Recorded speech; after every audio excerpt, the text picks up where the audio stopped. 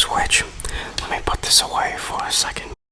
Now, you might be able to tell that I am a little bit of a gamer here. Come this week, I was very excited since this week was E3 week. And for those of you who don't know, E3 is basically just a week where a bunch of gaming companies come together to announce the biggest new games coming out. And today we're going to be covering what happened at E3. I actually have some notes here, which actually means that this is the most planned video in my channel of all of existence. So I have notes here. I watched a bunch of different conferences. Now you might be wondering how I would set myself different from every other gaming channel that covers E3. Well, I'm only going to cover the things that I like, since this is my show. So we'll probably do a presentation and then a trigger, so a little bit of a different format. So we're gonna actually start a little bit about pre-E3. We're gonna talk about Battlefield 2042. Its reveal. It was a cinematic trailer, and it was showed off more later. So let's just move on before I get caught up in that. Okay, now the first actual event that I saw was the Summer Games Fest hosted by Jeff Keighley, or God and Savior, Lord and Savior, God and whatever. So there were about 5 games here that I wanted to briefly mention. The first game I want to talk about is Overwatch 2. I played Overwatch 1 and I enjoyed it. I thought it was okay. So I'm kind of excited for Overwatch 2, despite the fact that I haven't played the original in a very long time. The second game they showed off that I was interested in was Far Cry 6. Far Cry 6 has been showed off so many times in this E3, so I'm just going to mention Far Cry 6 was showed off here, so we could talk about it more later. Then they showed a Back for Blood game, which is a spiritual successor for Left 4 Dead. Of course, they just can't call it Left 4 Dead 2, and they can't give us gamers the jubilation of that getting a sequel. They have to make it a spiritual successor. However, I actually have no friends, and I believe this is a co-op game, so I can't play it. The fourth game they showed was a game called Tunic, and Tunic is a game where you play as a cute little fox, sort of like Link in Zelda, and you hit people with a sword, and then they go boom, and they go bye-bye. That's a very accurate representation of what the game actually was. And then you have Elden Ring, which is George R.R. Martin, or the other R.R., the person who made Game of Thrones, which I didn't watch. I'm sort of interested in this game. However, later on I discovered that this was a Souls-like game, which means that I'm not going to be able to play it because I'm bad at video games. I also gave each presentation a score out of 10, and I believe at the start I was a little bit too easy. I gave this one a E6 when it really should have been more of a 4, but that was Summer's Game Fest. I feel like you actually need to watch the presentations in order to watch this. I have this thing. It's a special lighter, and it makes some crackling sounds, so I want to see what this sounds like.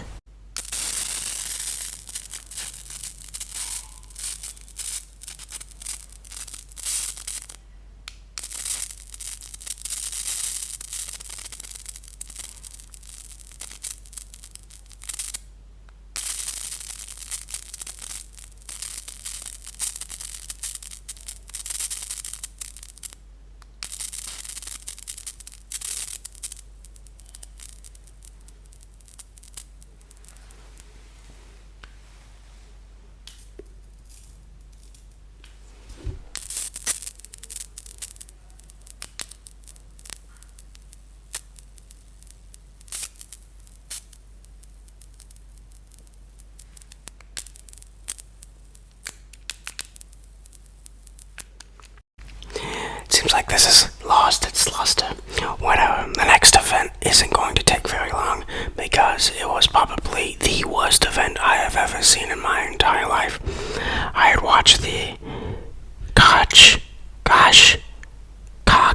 event. It's spelled as a Koch. I don't know how you pronounce it. This was possibly the worst thing I've ever seen. I believe that if you suffer from insomnia, you can watch this event and be able to fall asleep in roughly 10 minutes. They showed about a whopping 4 games and talked for hours on end. It was more of 98% talking and 2% of actually showing games. This was absolutely terrible. Watch this, turn this on when you need to sleep. It will function great as ASMR. It'll put you to sleep instantly, and it'll also put your sleep paralysis demon to sleep as well. That's how boring this event was. I gave it a 2 out of 10 because at least they showed like 2-3 games. But truly a pathetic event. I have a shower cap here. Alright.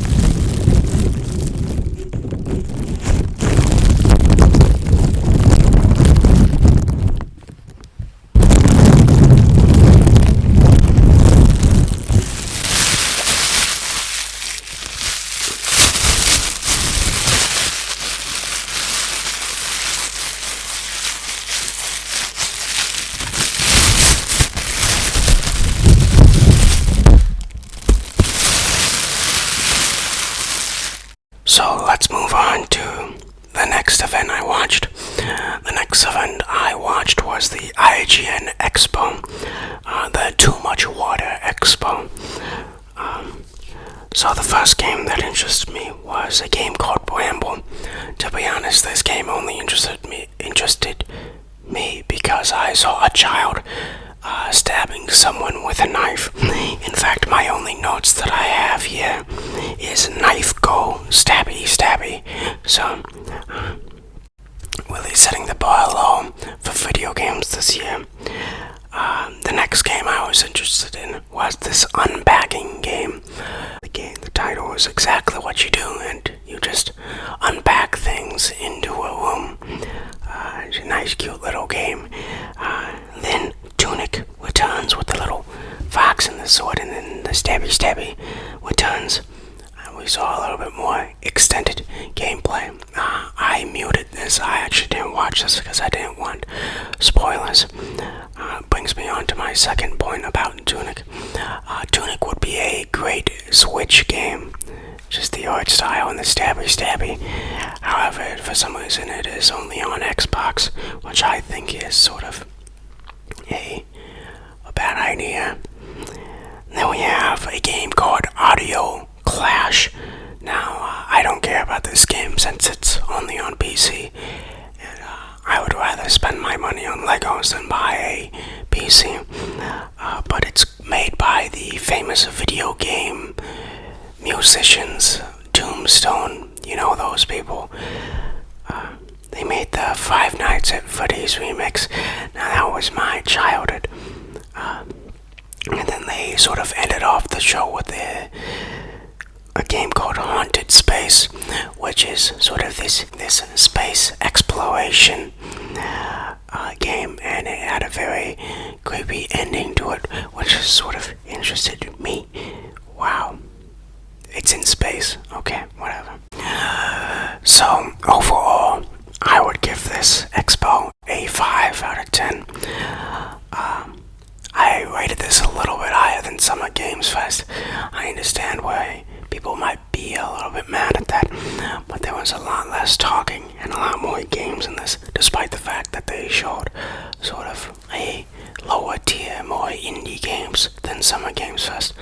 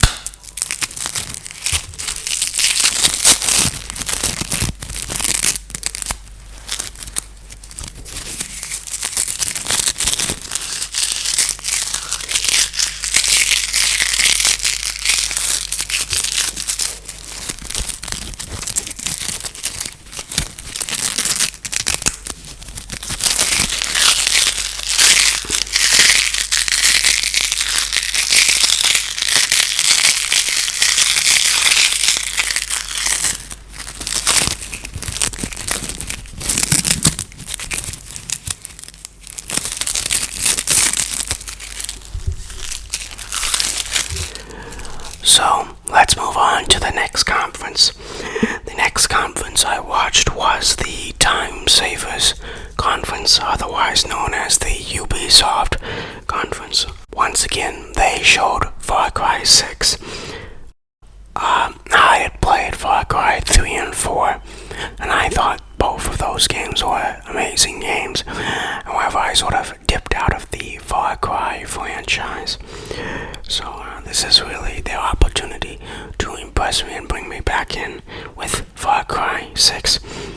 They really do show about a lot with the villain. I don't even remember his name. And his son. It looks cool, I guess. It looks like a video game. Okay, and then they also announced a very Ubisoft typical fashion, a season pass. Yes, they've already announced more things you can pay for 3 months, 4 months before the game is even released.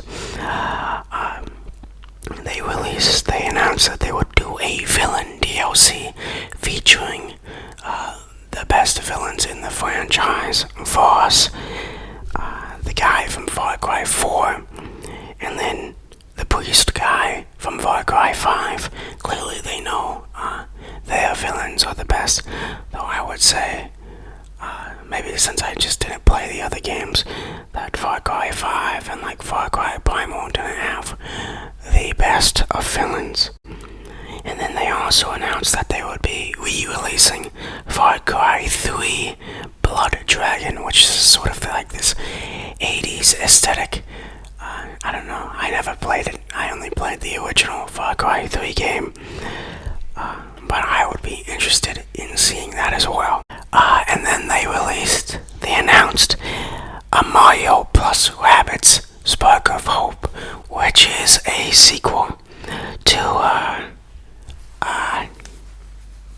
Mario plus Rabbids, yes, where of course Mario's okay, and Rabbids team up in an XCOM style. That's what everyone says, it's XCOM style. I never played the first one, despite the fact that I have the first one. I never played it. It seems to me like it's Mario Galaxy inspired, and I like my Mario Galaxy, and it's very cute. That's it, that's all I wrote. I wrote that it was Mario Galaxy inspired, and then it looked cute. However, they had one last big announcement. This huge announcement that would shake the gaming industry to its core. It's an Avatar game. An Avatar game. Remember that movie that came out like a decade ago with the blue people? Yeah. An Avatar game. And I wrote in my notes that I don't care. And I didn't even bother to actually write the full name of the game. I just put it as Avatar game. Maybe if this was like the good Avatar, The Last Airbender game, then maybe I would be hyped for this. But I'm not excited to play as a blue person. Maybe 12 years ago when this movie was out. Maybe, but it's been 12 years. Nobody cares about the Avatar movie franchise anymore. I have no idea why that movie was so popular, or why that movie sold so well. It's a god-awful movie. It doesn't hold up at all. The story is trash. Sorry, I could rant about the Avatar franchise for all I want. I gave this conference a 3 out of 10. I think this is really when I began to sort of metamorphosize my gaming conference ratings. I talked about a lot of stuff I don't care about, and it's Ubisoft, so you know that all of these games are going to have some sort of EXP boost for $10. So, 3 out of 10.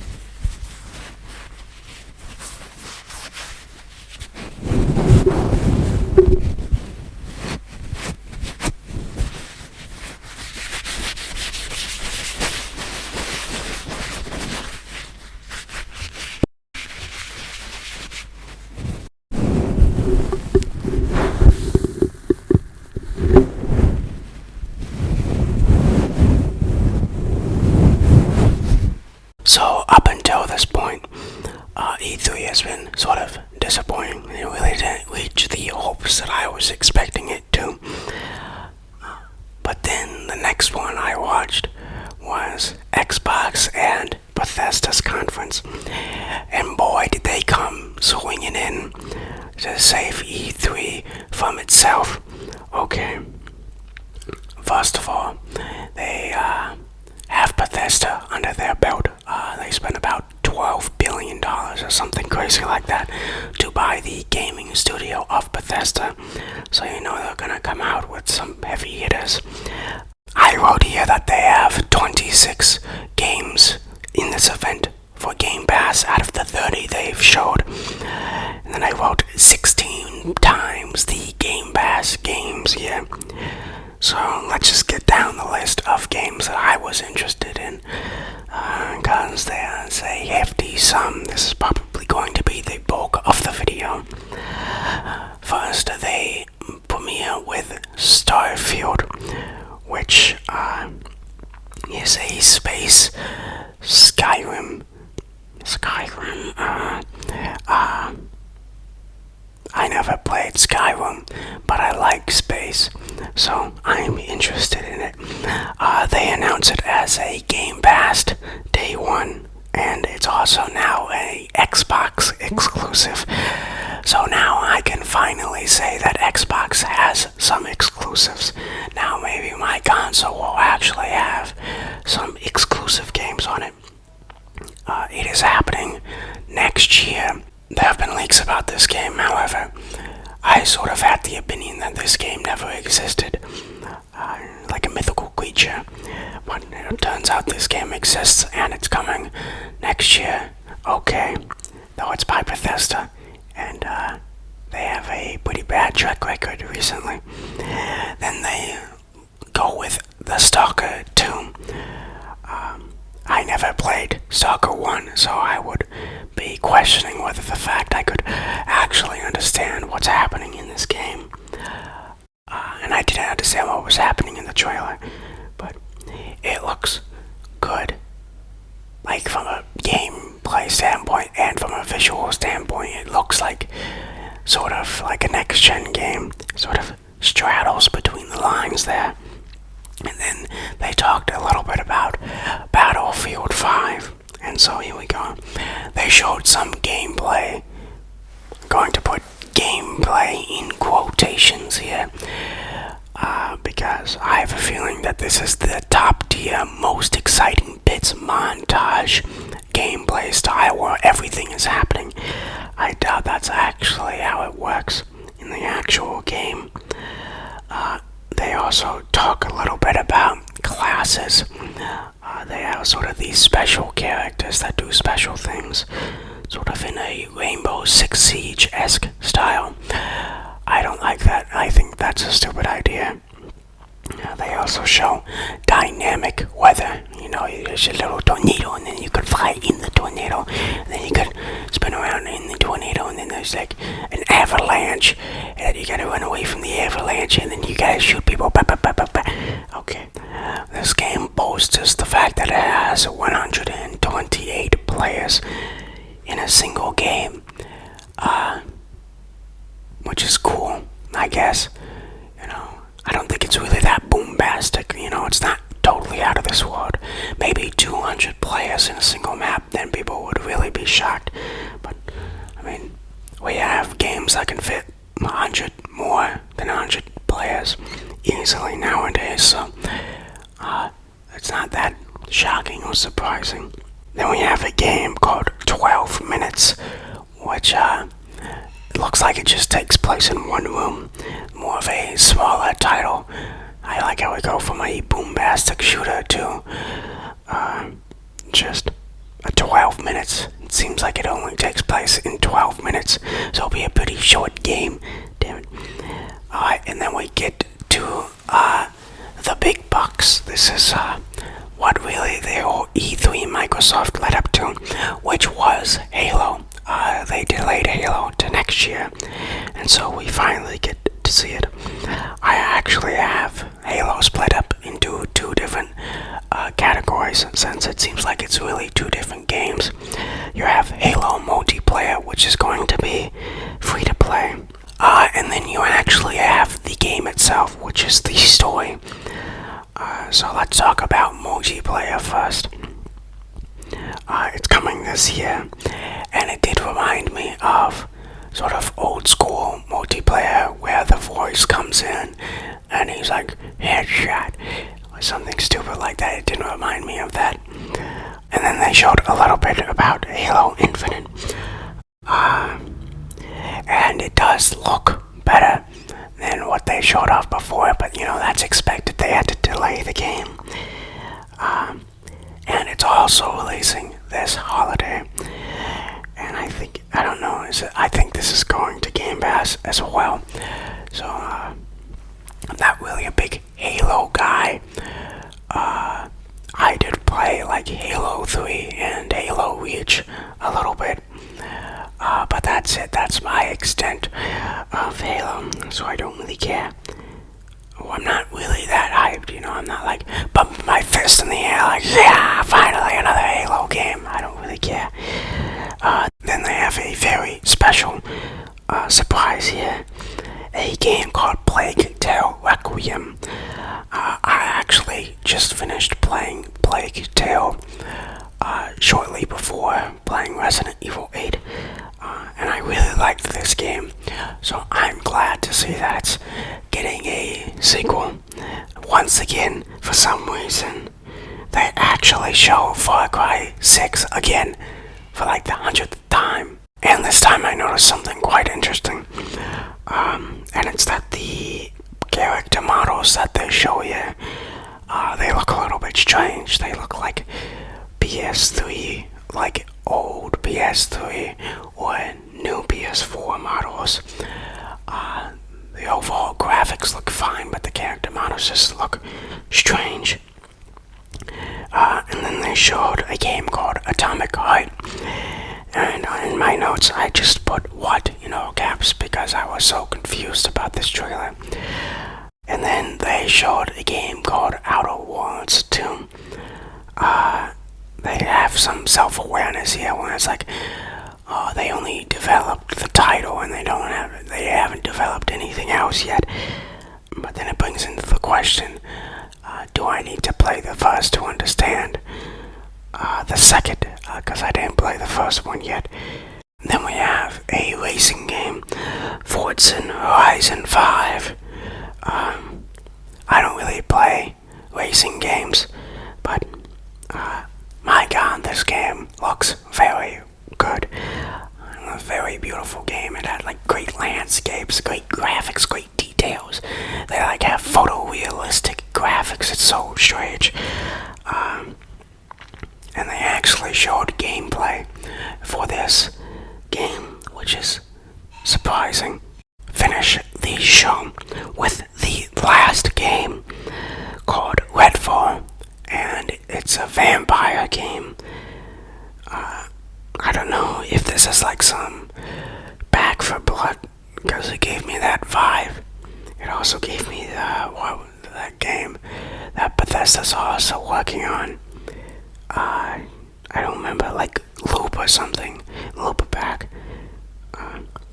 And it was just a cinematic, nothing really that special. Overall, this event was by far the best event so far in E3. I gave it a 8 out of 10. I knocked a couple points because mostly from what they showed was a bunch of logos, like Starfield was just a logo, Outer Worlds 2 was just a logo, Redfall was a logo. They were all just logos with cinematic trailers, and I just don't trust those. I also sort of docked points because they sort of have a lack of variety. It seems like they just have a bunch of first-person shooters here, and that's just sort of not my style. That was the end of the Xbox conference, though. It took a long time to talk about. Well, let's move on.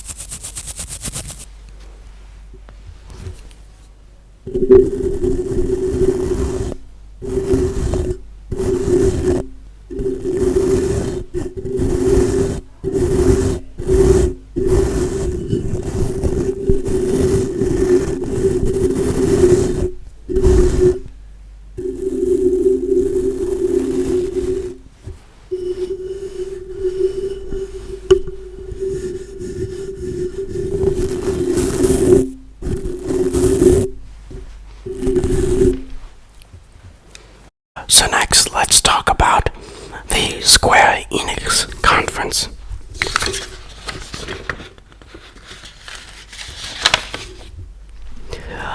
To kick off the Square Enix conference, they talked about the new Guardians of the Galaxy game, and my first thought was the Avengers game, of course. Is this gonna be like the Avengers game? I could tell they were trying really, really hard to sort of do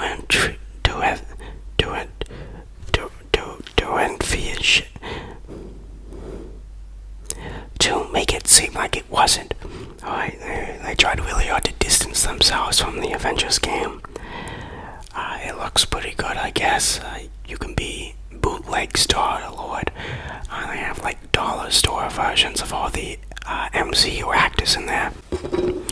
Despite the fact that the MCU actors could also be considered dollar store versions of the comic book characters. Whatever. It's obvious that the MCU is the one that everyone talks about. So it looks pretty good. We might look at it. Then they showed off some mobile shit, some Avengers shit.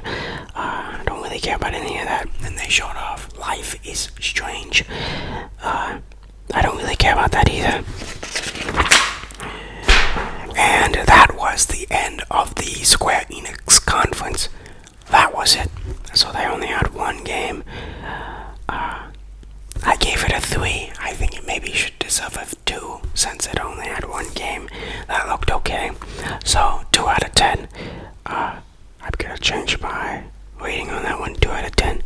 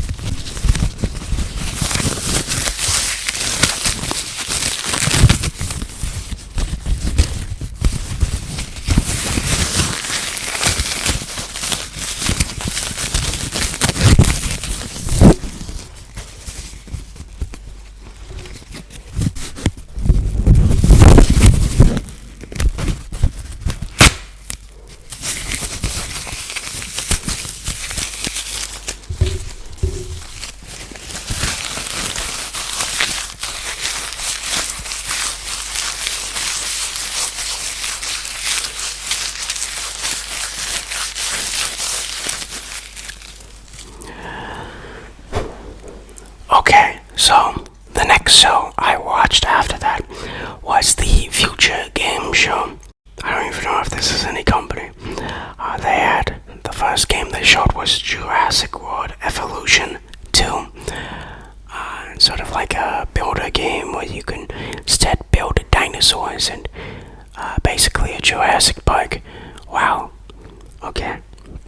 And then they showed off Sonic Colors Ultimate. Of course, Sonic is celebrating its, I don't know how long, like 30 years of celebration of bad games. You just gotta go fast in this one, I don't know.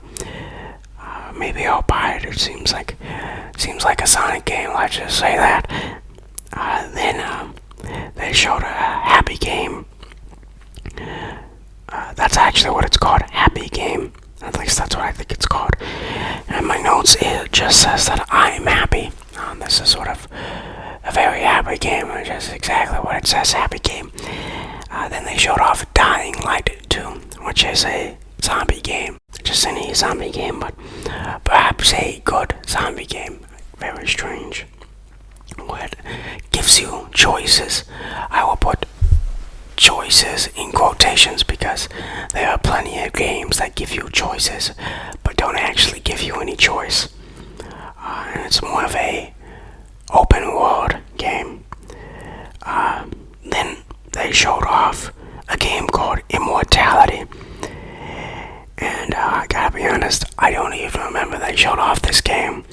And my notes just say, that's it, with a question mark. So I have nothing to say about this game. I think it was just a logo, like a plain old logo. It wasn't even like a cool font, it was just a logo. I gave this show a 4 out of 10. I'm going to revise that rating down to a 3 out of 10. Being very harsh on these people. I didn't really care. This is one of the events I went back to. I didn't watch it live, so I had the liberty of fast forwarding through the parts that I didn't like, and maybe that's why I gave it a 4. But 3 out of 10.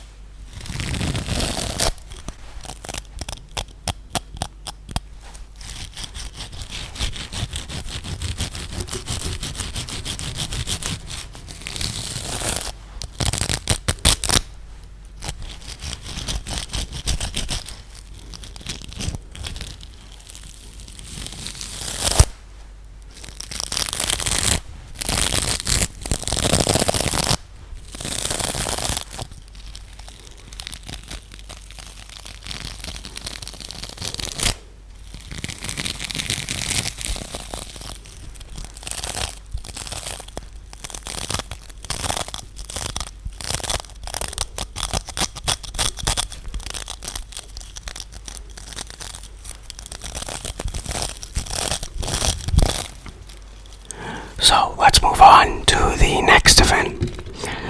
The next one I watched was the event of Take-Two Interactive.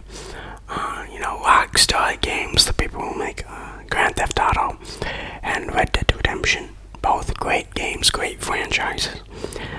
However, shortly after watching the event, somehow magically, all of my memories from watching that event suddenly disappeared from my memory.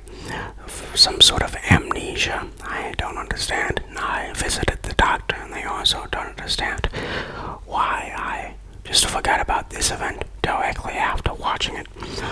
Also, mysteriously, all of my notes for this event has also been deleted. Maybe some E3 goblin managed to sneak into my computer and delete all the notes before I could point out the page. So that is unfortunate. I'm sure Take-Two had a great showcase, showed many games. But unfortunately, I just don't have any notes and no memories. But since I have no memories of this one, we can just skip this one and just move on to Capcom. Give you a 2-in-1 deal here. Talk about 2-1s.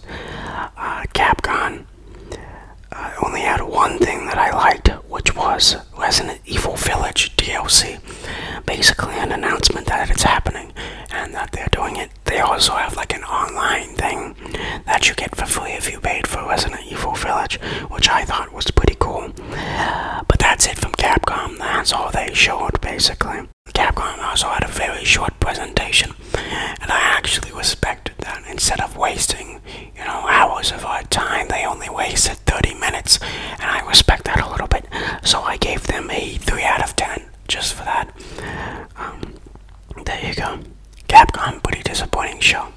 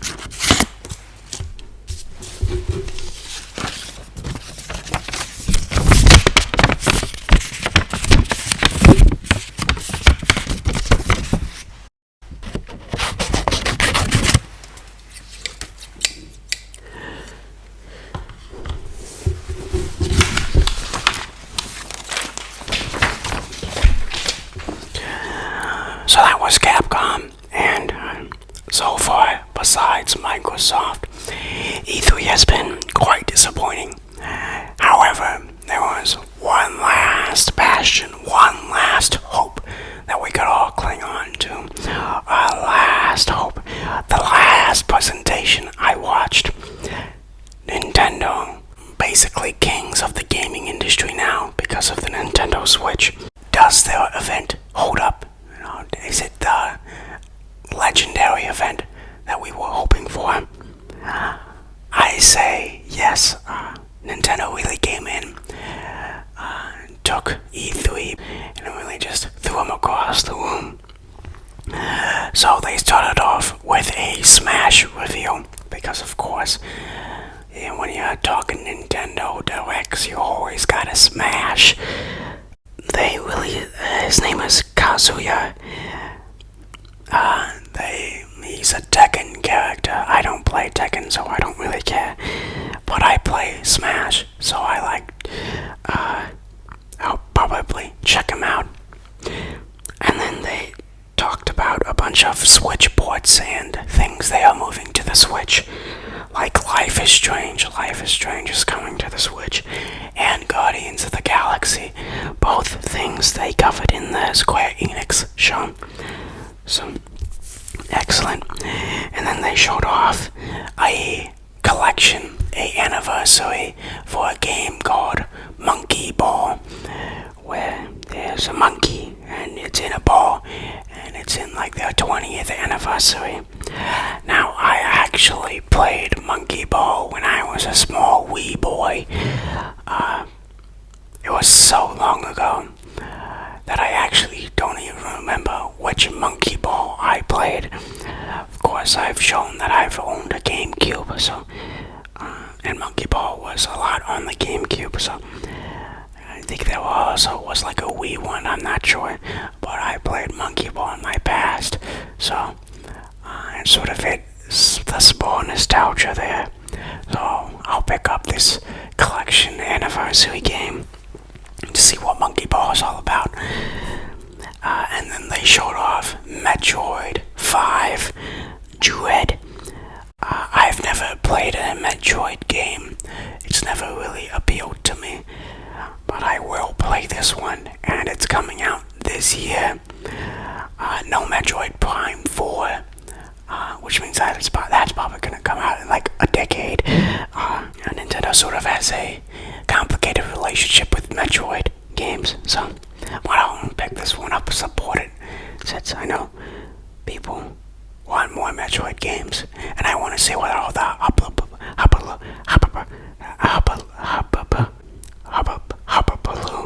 yes, that word is about. I mean, the whole genre of the game is named after Metroidvania. So it's pretty wild. Then they showed Shin Megami Tensei 5. I have not played any Shin Megami games. I did play Persona 5 halfway through, and I like that decently enough. So I might check this one out as well.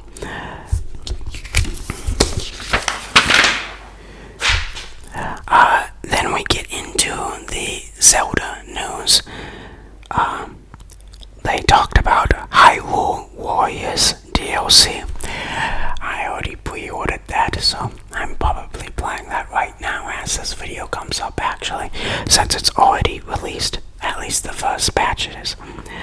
And then they have Skyward Sword. I didn't play that on the Wii. Was it on the Wii? I think it was on the Wii. This would technically be my second Zelda game, because Breath of the Wild was my first. However, if we really want to speak technicalities, it would be my third, since I did play through Ocarina of Time halfway through on the 3DS, so technically my third. Then they talked about Zelda 35th anniversary. I'm kind of disappointed that they don't do more for that like they did with Mario. Mario, they got like Adidas shoes, Legos, they got 15 games coming out. Zelda, they sort of half-ass it. They have the little Game & Watch that they did with but that's it. You have that Skyward Sword, and that's it. Mario gets all the love. But then, of course, they ended the show with probably the most hyped game I have, Breath of the Wild 2. They expanded to the skies, so now Skyward Sword is a little bit more relevant. And they also show Mummy Ganon, where he's all like decrepit and stuff. Link also loses his arm in the trailer. That's great. And I just have in all caps, take my money. So that was the last thing they showed. A very good, solid direct. When all hope was lost, Nintendo comes in as always when everything is lost. And I gave this direct a 9 out of 10, slightly higher than Microsoft. It's mainly due to the fact that I just like more Nintendo games than Microsoft games. Also the fact that, Nintendo showed a lot more actual gameplay of the games they show off instead of Microsoft, which just showed a little logo. Just more impactful that way. But that's the last event. I know I literally just used these like 2 days ago, but I want to use them again, so shut up.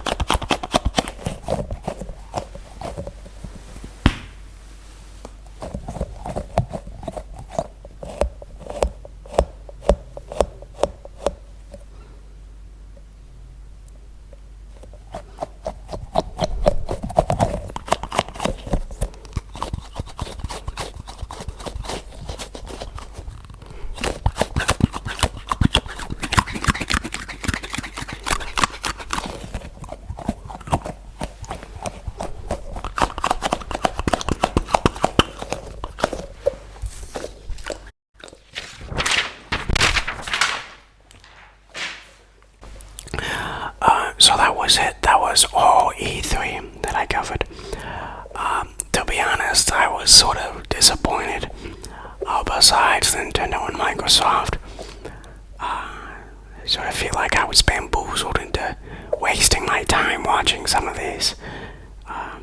So my only recommendation from this, the thing I learned is only watch the big boys, Microsoft, Sony, and Nintendo. Don't care about anyone else. You'll find out that eventually you don't need to watch 1 hour, 2 hour presentations for that. That's what I learned. So that's the end of this sort of different style of video, a different way we format it. This was a very long video, at least it was for me. I will see you next time. I love you enough to watch a bunch of E3 presentations for you and take notes, which is the first on this channel. Bye bye. Oh, and by the way, BB-8 is right here. He's still not destroyed. I just forgot to put him in the background. Bye bye.